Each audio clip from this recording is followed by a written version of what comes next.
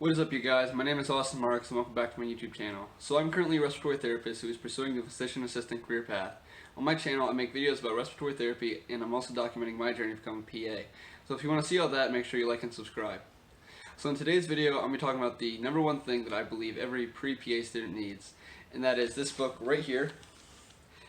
It is The Application Manual to Physician Assistant Programs by Mark Volpe as well as Brittany Hogan. So every year they will go over all the requirements for every PA program in the United States. So looking up all the statistics for the PA program, all the requirements, finding all the PA programs that you fit and you'd be able to apply to would take hours upon hours. However, in this book here, everything is already wrapped up and it's just at the turn of a page. So that's exactly what I'm going to talk about. I'm going to talk about what is in this book and how you can use it to your benefit. So to start off, the book tells you about the school's accreditation. So the school's accreditation could be provisional, continued, or they could be on a probation/temporary status. So a provisional means that the school is doing excellent, they have met the standards for several years now. A continued accreditation usually means that the school is a little bit newer, however they're on the correct path. And then a probation accreditation means that the school didn't quite meet the standards the last year or so. So therefore you might want to be a little careful applying to these schools. I have heard horror stories of students going to these schools and then the school not meeting the accreditation standard once again, and therefore the accreditation was taken away and these students had to start all over again. So there's not one set degree out there for PAs. So the school may offer a Master's of Medical Science, a Master's of Physician Studies, and there are a few others out there. The book also goes ahead and talks about programs' length as well as their start dates. So this is very important because you want to make sure you go ahead and apply before the deadlines. And it's also very important to understand when a school is starting, because you may have certain classes that are not finished yet, but the school says that you can go ahead and have these classes outstanding. However, you need to finish them before the start date of the program.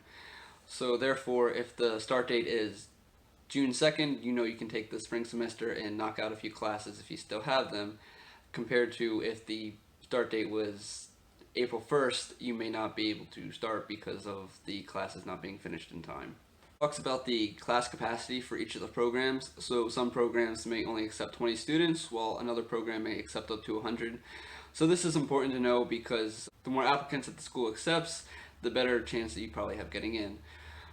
It also talks about the different tuitions of the school. So if you go to the school's website, it'll break down the tuition. However, this just has one large lump sum. So some PA programs are as low as $35,000, while others are well over $100,000. So in my opinion, this right here is the biggest reason why I think everyone should buy this book, and that is because it gives the statistics of the previous class. So for example, if a school in Alabama just accepted a class, it will tell you exactly what that class's stats were. So it'll tell you what their overall GPA was, their science GPA, it'll tell you what they scored on the GRE, it may even break that down into analytic and quantitative. It'll talk about maybe their healthcare hours that they had, maybe the average age of the class. It helps you understand where you fit in and if you're going to be competitive for that program. Let's say you're looking at the stats of a school, and the previous class had a GPA of 3.4. You may have a lower GPA, so you may be looking at this school because you're a little bit more competitive there compared to a school who just accepted everyone and had an average GPA of 3.8. Or if you also look at healthcare hours, maybe the average applicant had a GPA, maybe the average applicant had 500 hours compared to another school where they had over 2,000 hours. This kind of gives you a baseline of what the school is looking for. It lets you know if you're competitive. The book will go ahead and tell you if the school is rolling versus non-rolling. So I have another video talking about what this exactly is, so you guys can go ahead and check that out. It talks about whether or not the school participates in CASPA. So this is definitely beneficial because if the school doesn't participate in CASPA, you have to go ahead and submit all your paperwork directly to that school. It also talks about whether or not the school requires any secondary applications or essays. It also talks about yellow ribbon schools. So this mainly pertains to veterans or anyone who has VA benefits. And then once again, it also talks about the application deadline. It also goes ahead and it breaks down the application requirements for each individual school. So every school is a little different and they all require something a little different as well. So it tells you the grade point average for the school and the GPA that is required. So generally the schools will require 3.0, however some require a GPA that's a little higher and that's a little low. Now it gives you the minimum, and then if it gives you the statistics of the previous class, this will tell you exactly what they're looking for. It also talks about all the prerequisite coursework, so therefore you know if you'll have everything completed in time or not for this PA program. So generally, if you don't have all the prerequisite work done before the program starts, they won't accept you. However, you can go ahead and apply with 2 classes or so that aren't finished, as long as you get them done before the PA program starts. You have to go ahead and reach out to the PA program to see how many outstanding classes they allow and when they need to be completed by. Patient care hours are another huge thing that many PA programs require. However, not every school requires patient care hours. So the book, go ahead and it breaks down exactly how many hours are required for each program. It tells you if there are any required hours at all.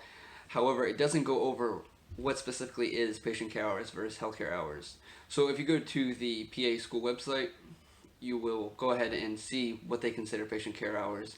Or you can also go ahead and directly contact the school. So some people wonder if CNA or scribe is a considered patient care hour. Each school kind of looks at this a little different, so you have to reach out to that school and figure out what they exactly consider patient care hours. Also, some schools will require paid patient care hours. Once again, you have to go ahead and reach out.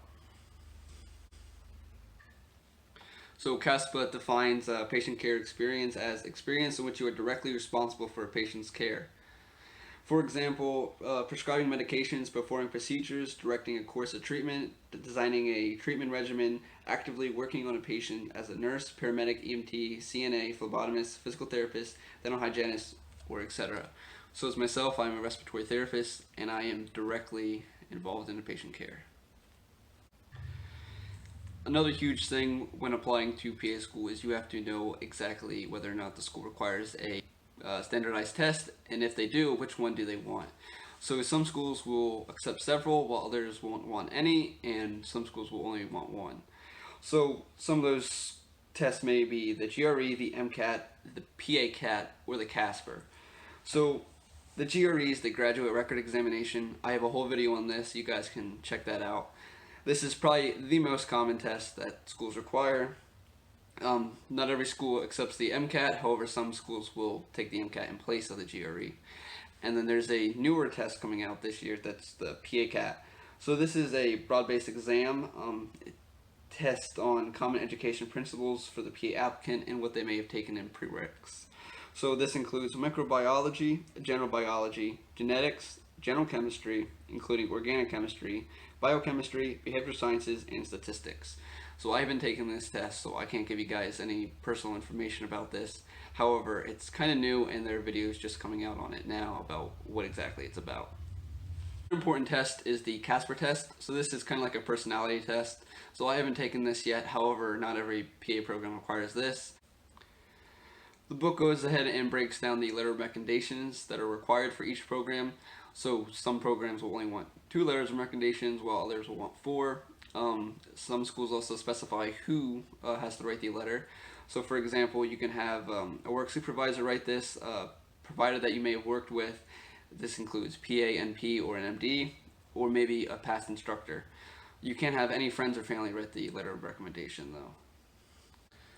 The book also talks about specific attributes for each individual program. So this includes the mission statement, maybe if there's a graduation project that's required, as well as PANT scores for the school and what the last class may have received. So the mission statement basically states important qualities that the PA school has. Maybe it'll talk about their curriculum a little bit. It'll talk about the length of didactic year as well as clinicals. It'll tell you what clinicals you need to take, as well as if the school allows any selective clinicals. Not every school requires a graduation project, however many are starting to. I think that if you know the past PANT scores, this basically tells you if the school is good or not. This goes along with the accreditation, so if a school has a provisional accreditation and they have a 95% pass rate in the PANTs for the first time, this is a fantastic school to apply for. You know you're going to get a great education. This is definitely one to write down. So it also talks about different unique program features. So some schools will have study abroad, they'll have medical mission trips, maybe some schools will offer dual degrees, And it also talks about if a school allows community service. So, for example, I know one school that I was looking at on Fridays, they offer an open clinic. So, this is a free clinic to anyone who does not have health insurance. Basically, people will come in, get a free exam, find out things that may be wrong with them. If a diabetic hasn't gone to a doctor in a very long time, they may not have their diabetes under control, and this can be a problem. So, I think that this is awesome that some schools offer a free clinic to those that are underserved. So as I said before, Mark and Brittany reached out to every single program that is in the United States, and they've also asked them several questions, and they got a few responses, and all of those responses are in this book as well. So I'm going to go ahead and I'm going to talk about those questions. So what is one key characteristic you would look for in an applicant? Several programs have gone and left their response. So all those answers are in this book. Awesome way of getting a head start and knowing what a PA program is exactly looking for. What can students do to optimize their chances before applying? Is there one part of the application that you weigh the most heavily? And then the book also has a notes section. And then basically a lot of people will go ahead and make an Excel sheet of all the classes they have done, all the shadow experiences they have, maybe the volunteer experiences, who's going to write their letters. So basically there's a template in this book so you can write all that information down. It's all there, and it helps make things a lot easier to keep track of. So like I said, I was going to go ahead and go over a few examples. So I'm just going to start with the first two in the book. So all the states are in alphabetical order, and then all the programs that are in that state are also in alphabetical order. So it starts off with Alabama, and Samford University is the PA program that's in Alabama. So at the top of the page, it gives the address, as well as the phone number and the email of the program. It talks about different highlights of the program. So it talks about the accreditation. So for this school, it is provisional. The degree offered is a Master of Science in PA. The start date is August every year. The program length is 27 months. The class capacity is not reported. Tuition is $97,000. It is a CASPA participant. It does require a supplemental application. It does include the yellow ribbon. The admissions is non-rolling. The application deadline is August 1st. And then it goes over all the prerequisite courseworks. Talks about the GPA requirement. For this school, it is a 3.0. The healthcare experience, it says that healthcare experience is preferred, but it is not required. It says the same thing about PA shadowing. The required standardized testing is the GRE or the MCAT. This school requires 3 letters of recommendation, one from a professor, a supervisor, and a PA, MD, DO, or CRNP. And there's also a seat deposit required for the school, and that is $1,000. It says that the mission statement of Samford University Department of Physician Assistant Studies is to nurture and develop students both spiritually and academically to provide empathetic, compassionate medical care and services to the community. Unfortunately, there are no class statistics reported for this school, so you may be able to find those on the website. However, Mark and Brittany did all their research, and if it's not on the website, then you're probably not going to find it. It says the PANCE score for the last 5 years, pass rate, it's not applicable. So it doesn't give any PANCE scores because this is a newer school, and you can see that they haven't graduated a class yet. And the curriculum structure is that the didactic year is 15 months, the clinical year is 12 months, and there are 7 rotations that are mandatory and 5 that are elective, and each rotation is about 4 weeks. Also, one unique program feature is that the program's experimental learning and simulation centers offer discipline-specific and interdisciplinary learning opportunities across the simulation continuum. High fidelity simulators respond realistically to care and allow students to practice skills until they are comfortable with assessment and procedures. So basically they have a computer system that allows you to see the anatomy, and you can practice this over and over again. So it's kind of like a virtual cadaver, I'm assuming. The center also features adult, pediatric, and neonatal simulators in a variety of patient care settings, including inpatient, hospital rooms, an operating room, and even a simulated home unit. So we're going to look at the next one now, and this is the University of Alabama Birmingham. This program is actually a continuing accreditation. It has the same degree offered. The start date, once again, is August. Program length is 27 months. Tuition for this school is definitely a little different. So in-state is $63,000, while out-of-state is $146,000. So you can tell that they definitely want students who are from Alabama to go to this school. If you don't, if you go to this school and you're not from Alabama, you're going to be paying a pricey price. You're going to be paying a lot. You are going to be paying a lot of money. The school does participate in CASMA. It does have a supplemental application. The school is also non-enrolling. Once again, it goes over the prerequisite work, GPA required, healthcare experience, PA shadowing, standardized testing, letters of recommendation. It talks about the previous class, or the class of 2018. It was 11% male, 89% female, 19% were minorities. The overall GPA was 3.66. The science GPA was 3.6. GRE verbal was 58 percentile. GRE quantitative was 50 percentile. The average healthcare experience was 3,446, and the average age was 24. The PAN scores, first 5-year pass rate is 93%. Most recent first-time pass rate is about 86%.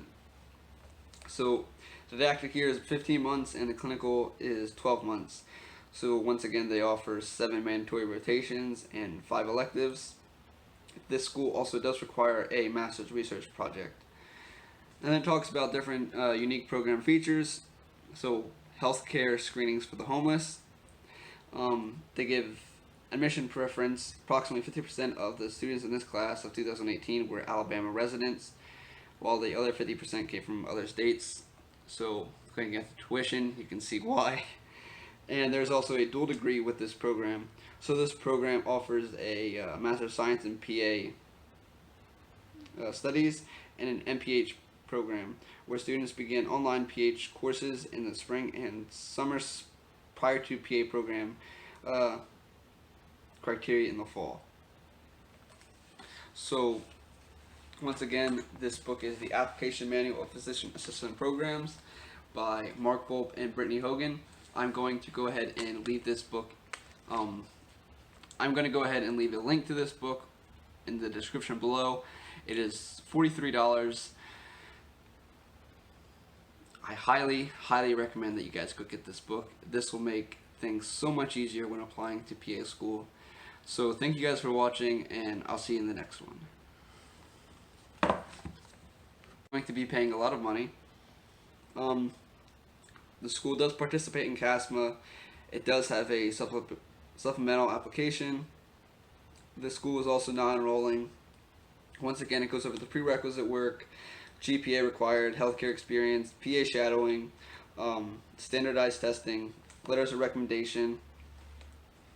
It talks about the previous class, or the class of 2018. It was 11% male, 89% female, 19% were minorities. The overall GPA was 3.66. The science GPA was 3.6. GRE verbal was 58 percentile. GRE quantitative was 50 percentile. The average healthcare experience was 3,446, and the average age was 24. The PAN scores, first 5-year pass rate is 93%. Most recent first-time pass rate is about 86%. So the didactic year is 15 months, and the clinical is 12 months. So once again, they offer 7 mandatory rotations and 5 electives. This school also does require a master's research project. And then it talks about different unique program features. So healthcare screenings for the homeless. They give admission preference. Approximately 50% of the students in this class of 2018 were Alabama residents, while the other 50% came from other states. So looking at the tuition, you can see why. And there's also a dual degree with this program. So this program offers a Master of Science in PA Studies and an MPH program, where students begin online PH courses in the spring and summer prior to PA program criteria in the fall. So Once again, this book is the Application Manual of Physician Assistant Programs by Mark Volpe and Brittany Hogan. I'm going to go ahead and leave a link to this book in the description below. It is $43. I highly recommend that you guys go get this book. This will make things so much easier when applying to PA school. So thank you guys for watching, and I'll see you in the next one.